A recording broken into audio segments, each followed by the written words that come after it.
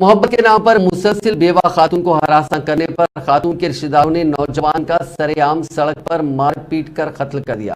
دن دہاڑے پیش آئی اس واردات سے سنسنی پھیل گئی اور اس واقعے کا ویڈیو تیزی کے ساتھ سوشل میڈیا کے مختلف پلیٹ فارمز پر وائرل ہو گیا۔ یہ واردات تلنگانہ کے منچریال ضلع میں پیش آئی۔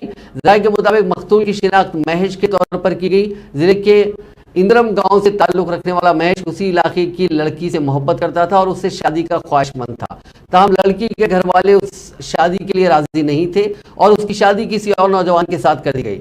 اس واقعے پر مقتول مہیش کافی برہم ہو گیا۔ اس نے لڑکی کی تصاویر اور بعض ویڈیوز کو اس کے شوہر کو بھیج دیا، جس پر اس کے شوہر نے بے عزتی محسوس کرتے ہوئے خودکشی کر لی۔